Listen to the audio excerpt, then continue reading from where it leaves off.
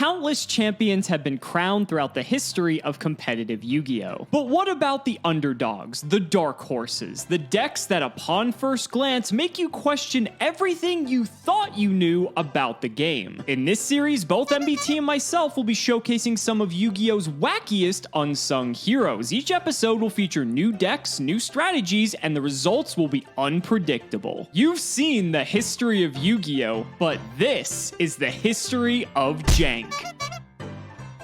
If you want 5% off any singles or sealed product, click the affiliate links in the description and use code CIMOOOOO5. And clicking the TCG Player affiliate link before you shop helps support us to provide you with more amazing content.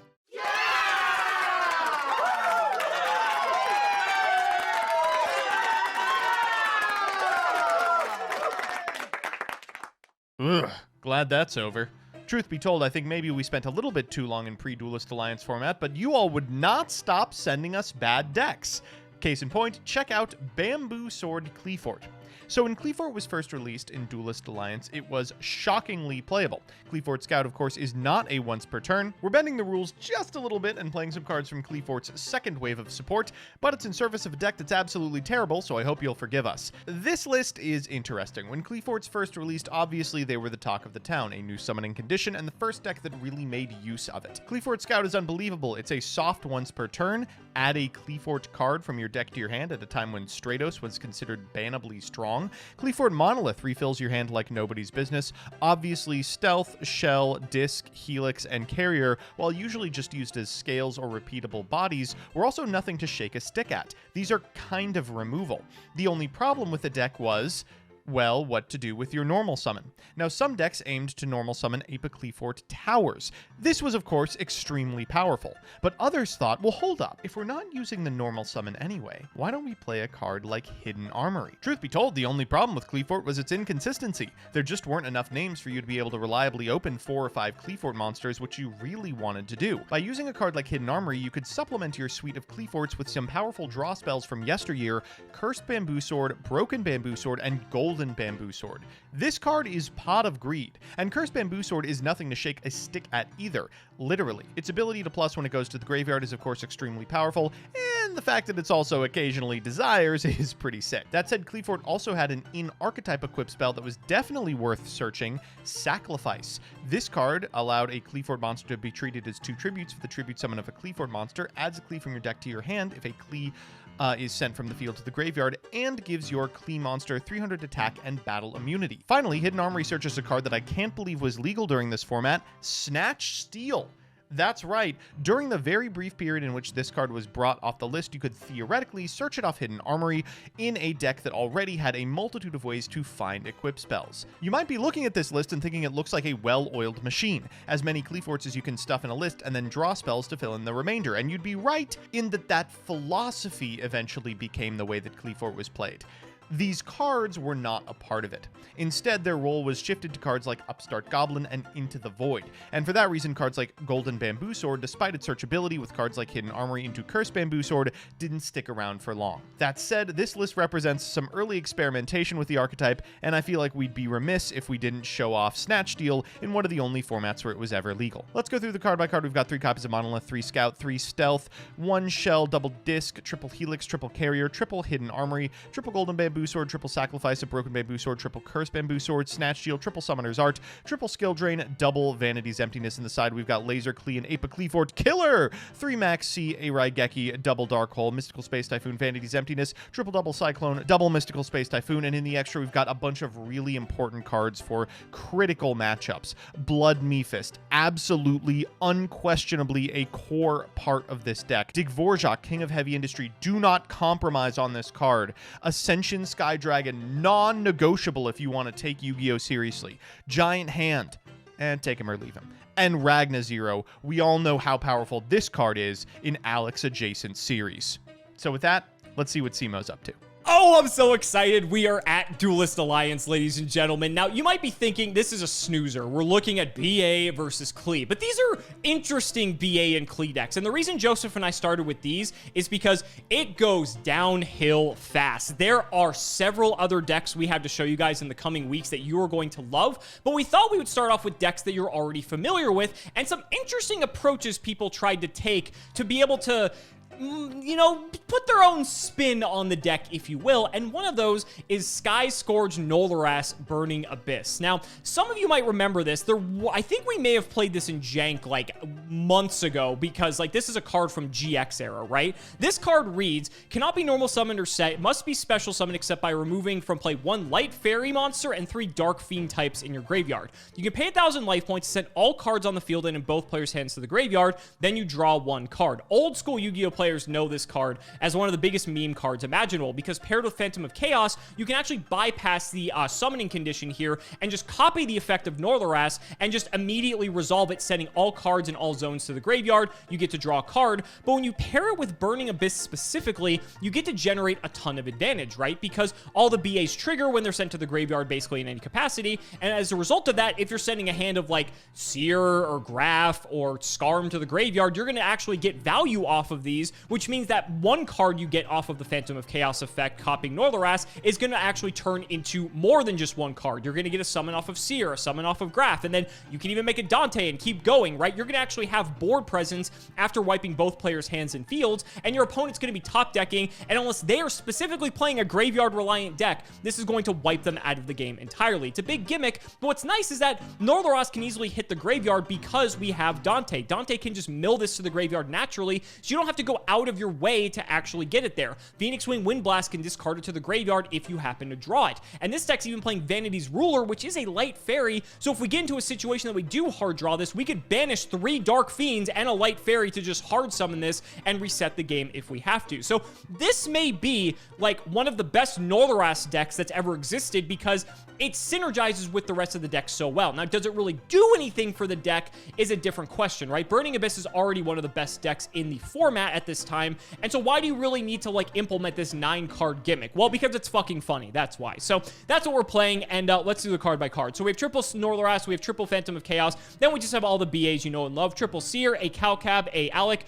triple Farfa, triple Graph, triple Tour Guide, triple Skarm, and triple Rubik. Then we have triple Vanity's Ruler. This card would actually see play anyway, just because locking your opponent out of special summoning, like in the mirror match even, is quite good, but it's funny to see here for Norleras' reasons. Then for the spells, we have a Lure, Soul Charge, 2 Dark Hole, a Raigeki, a Snatch Steal, Foolish Burial, and the traps is 1 Firelink and triple Wing Blast. For the extra, we got double Virgil, triple Dante, double Downard, a Alucard, a Leviair, 2 Acid Golem, 2 Nightmare Shark, a Muzu Rhythm, and a Tempo. And the side is triple Maxi, triple MST, triple Fairywind, triple Ojama Trio, this is very funny, and triple D Fusion. So this is going to be a very funny episode. I really hope we just like resolve the Norleras because I feel like there's the chance that this could just turn into like BA versus Clee, but we're playing like worse versions of the decks because we're just dedicating slots to our deck to play gimmicky cards that people were experimenting with around this time. It's possible, but if we resolve Norleras once, that's going to be the absolute best thing that could happen. So, ladies and gentlemen, let's not make you wait any longer. It's time to duel. Joseph, we finally made it to Duelist Alliance, and oh my god, this feels like a breath of fresh air. We have like 10 or 12 different decks already set to go in the post-Duelist Alliance. It may even be like a little bit further than that as well with like a set or 2 later, but man, there is a lot of jank for us to go through here. I am so excited. Oh, I am very happy that you won't be boarding into the hands anymore. We've got some really good stuff on deck, courtesy of, you know, the guy. Of course. I'm very excited that I Wish I Was Dead did our job for us. Yep. I think about it, too. We haven't even sent out the tweet yet for the bad decks. We're actually starting off with 2 decks that are, like, arguably not that bad in the context of jank, which is why we purposefully put them against one another. Because I feel like if either of these went against any other deck we have on deck, that it would have just been a blowout. So hopefully this episode actually ends up quite interesting. It's no Blizzard burn. Shout out the patron. Florian Martin, thank you for the support. Buddy, you got the hand up for me. Oh, yeah. I rolled a 3 for the number of stars on the BAs. I picked a 1. There was no reason. No particular reason. Nope. Well, then we'll see what happens. We don't draw for turn anymore in the history of Jank. It's actually it is over. It's actually over. All right, so I will be going first. Oh my god! This deck is just so looks good! I was about to say, we're playing with good cards. I don't know how we can consider this Jank, unfortunately. We'll go standby main, and definitely we know we're playing with not just Duelist Alliance when we have stuff like Farfa in contention here. So we'll special him.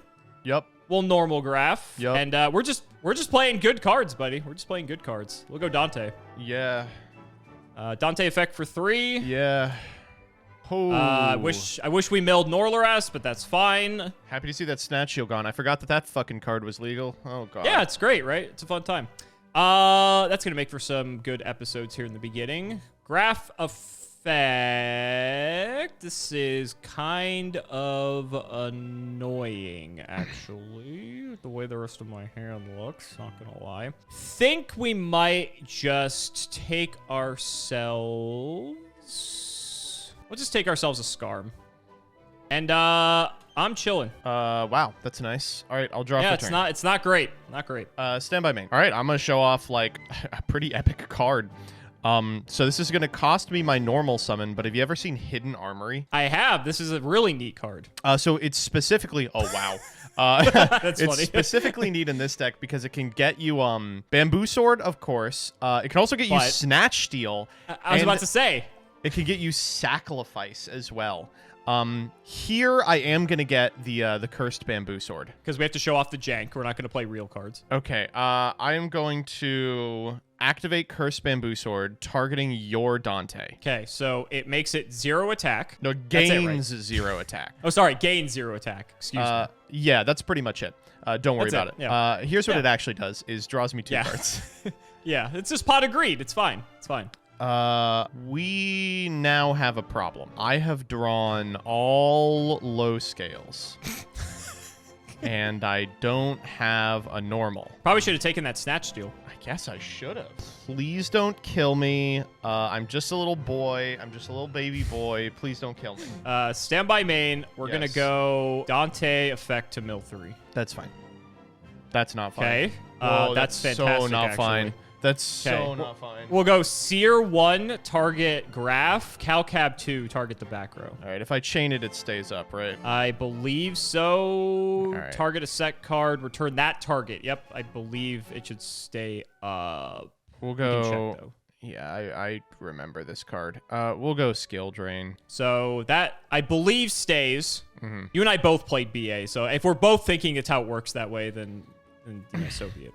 Okay, so the problem with Skill Drain is that it puts my Dante back down to 1,000, and now it makes killing you actually a little bit more challenging. I'm not gonna lie. Can we get there? I think we might be able to. I'm gonna special Rubik. We're gonna sync Rubik and Graph for Virgil. Yep. We'll go Graph Effect. I can get any random dude here. It literally does not matter. I guess I will grab Attack Position Seer. Christ. And then we will normal summon, because we have yet to do so, a Graph. Disastrous. We'll make Acid Golem. And I believe this is lethal. This... 1,016, 25, 3K. Yeah, you got it.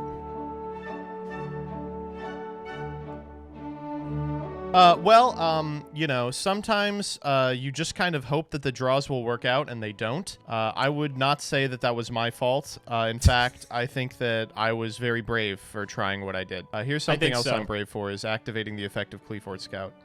Sure. Very, very brave soul over here. Thank you. You got to show off Golden Bamboo Sword. That was cool, right? That was sick. Cool. It was epic. We'll use Scout here. We are going to grab Monolith. Seems like a good card. You know, there's Monolith. He's a guy. This is kind of crappy. We're going to PS1. Okay. And then we're going to Tribute Summon Helix. And then we'll go to end and draw a card. Sure. Not looking too great over there, buddy. Hey, come on. It's all right. Okay. We'll go Special Seer. Yep. Normal Graph. Mm-hmm. We'll go Dante. That's fine. Go Effect Dante for 3. Yep. Ooh, We keep milling the Phantom. We're not milling the Norleras. All right, graph effect. Let's get ourselves... Garmsy's nice. Let's get him. We'll special Rubik. Thinking if I want to sync here or overlay. I like 2 Dantes. Honestly, the more Dantes, the better. I like Virgil. Yeah. Go for him. I know you drew a card. Yes. This is a bit annoying. But let's go ahead and we'll just go to battle. We'll get some damage in here. This is what, 125? 125. Yep. Yeah. The second I'll set a few. End phase, I will resolve my Scarm and get a tour guide for the following turn. Jesus Christ. Sure. Good luck. Anything in standby? No, you're good. PS3. Sure.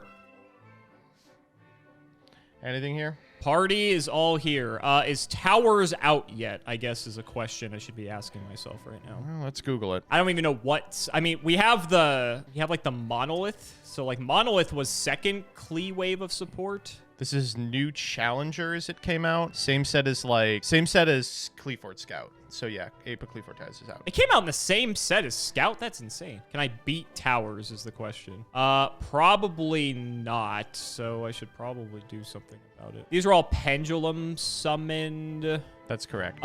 Let's just Fire Lake. You know I have it. I'll pop all 3 your dudes. All right.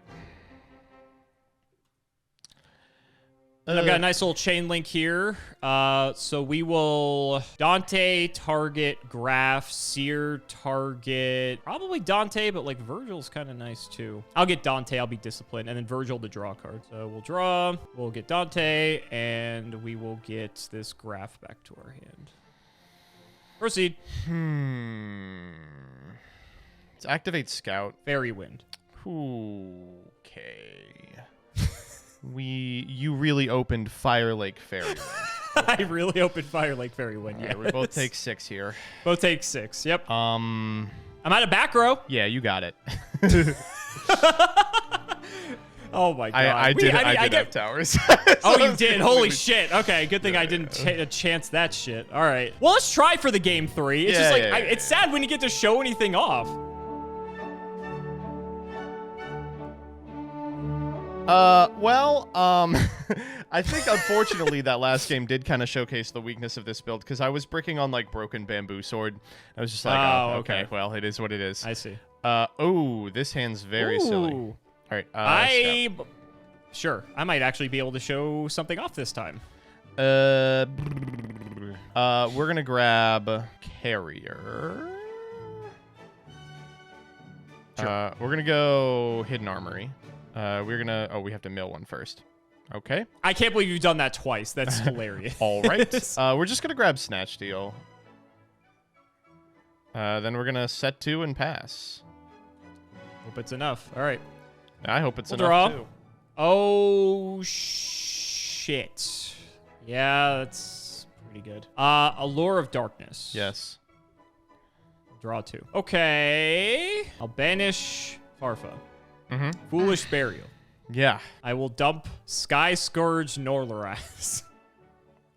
Yes. I will normal Phantom of Chaos. I will activate Phantom of Chaos targeting Norleras. Yeah. I will activate the Norleras effect of Phantom of Chaos. Okay, absolutely not. Fuck! I'm like, he let me get this far. It's gonna work. God damn it. Oh my god. Well, that's the end of my turn. All right, sick. Standby main. Clifford Scout. Ooh, what if I take Phantom of Chaos? No, we'll grab... You can't copy anything because you have nothing in the graveyard because you're playing a Pendulum deck. I should have milled better. We'll grab... I don't really want to grab Scout, or Monolith, rather, but I will. Oh, unless... Sure. No, I have 2 carriers. Normal disc. Sure. A sacrifice. Okay, we're all loaded up here. All right, so this guy is 31. 31. Yeah. No, he's 34 because of carrier. Oh, carrier's plus 3. Yeah, okay. So I'm going to take 3,400 here. That's gigantic. All right. This guy's banished too, right? All right. Draw. Yeah, dark hole, idiot.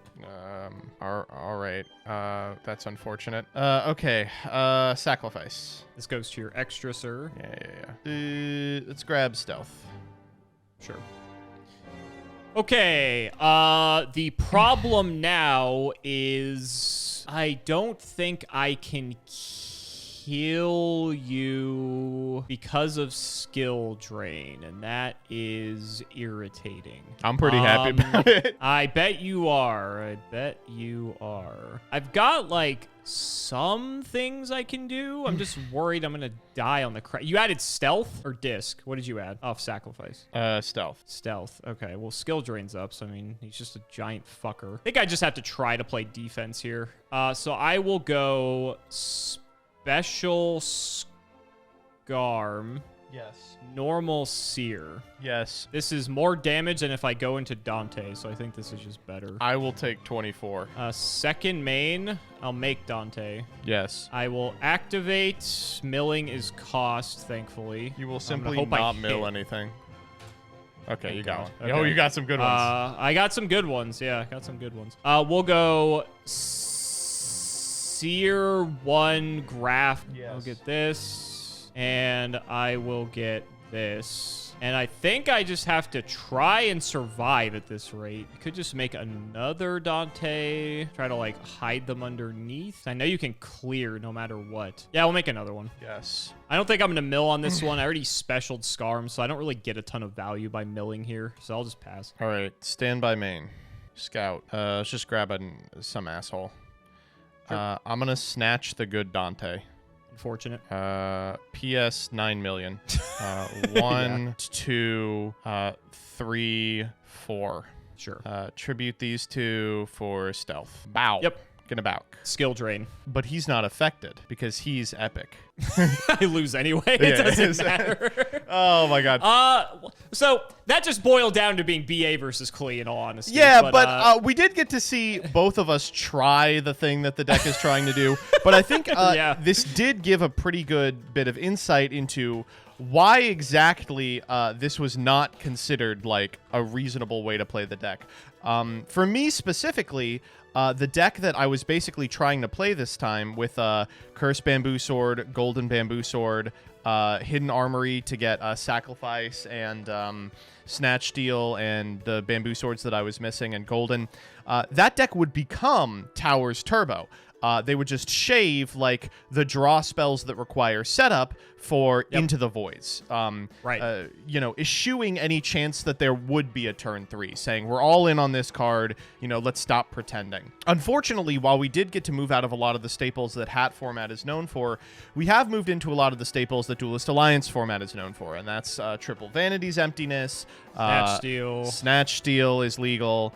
I like this deck a lot. I love playing Clifford at any time, but I can't deny that that the way that Clifford plays relies on very razor-thin margins. Like, you need to be drawing 4 Clee names plus Vanities if you want to win, and one of those Clee names has to be Scout.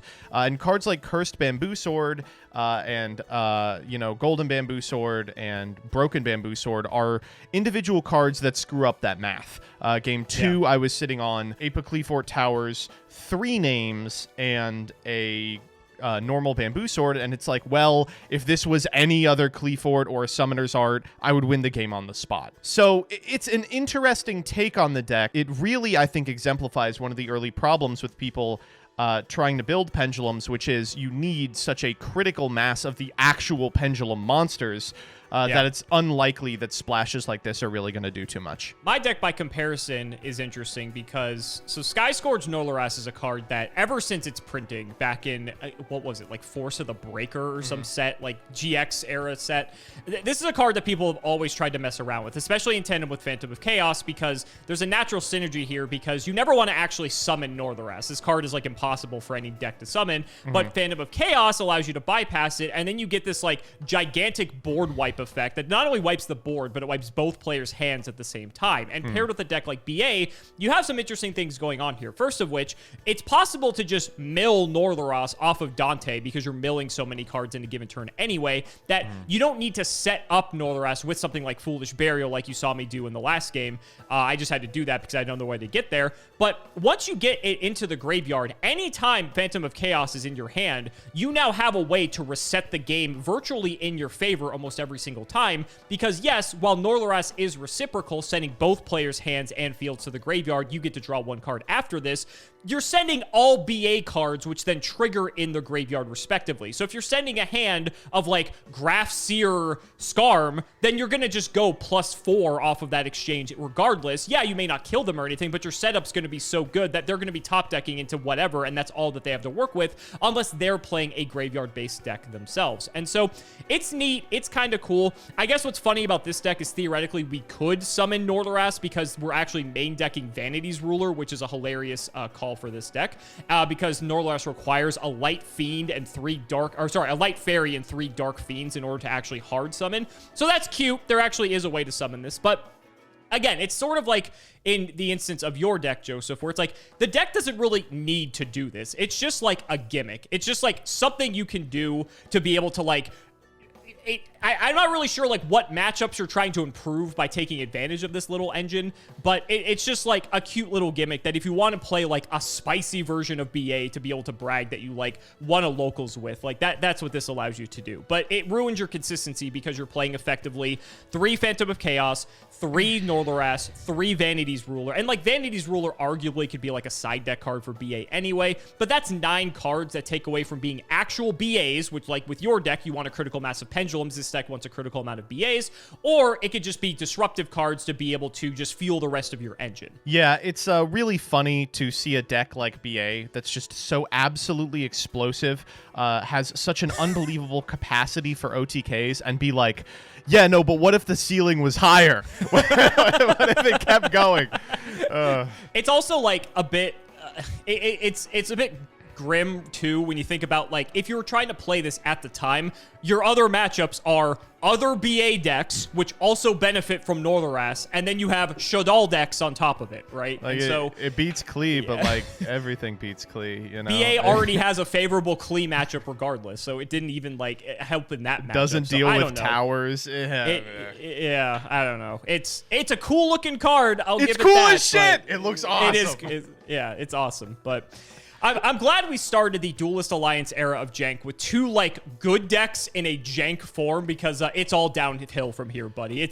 We've seen what's coming up in the coming weeks. It's bad. It's really bad. Well, it depends on how you classify bad. Like these are competent archetypes that were meta relevant, built with terrible tech choices. Next, we're going to be playing incompetent archetypes built extremely well. So guys, that's going to wrap it up for another video. I really hope you all enjoyed. Let's go ahead and shout the patrons for all of their continued support. So shoutouts to Shout1317, Tim00x3, MBT Play Medolce, Moto, Cameron Smith, Pony Stark, The Synchro Guy, Phoenix the Immortal, Dan the Manhoban, Richard Enormous, Draconic, Jordan Coons, Jesse Wood, Valen Jackson, Chris Hood, Little Fadeleaf, Dylan Hunter, Cody Bretz, Extremely Vulgar Man, Brody Eastwood, Carlos DT, Flannel Daddy, Indian Taisho, thanks for the sleeves, Dad, Max, Twinkle Muncher, Matthew Brady, Dalton, Luban, Yodabon. I've tried reading cards before. It was horrible, and my guinea pigs had to get me therapy. Helios515, Cimoooooooo's Chaos Cooking Draft, Cheeks McLapperty, Stolfin Amethyst, Wonder Waffle, MBT cancel by all community soon, cancel by all committee soon, cancel by all players soon, Shrugsix, the Crystal Beast Enthusiast, Corvain, and Gray9. Thank you so much for watching the video, and we will see you next time.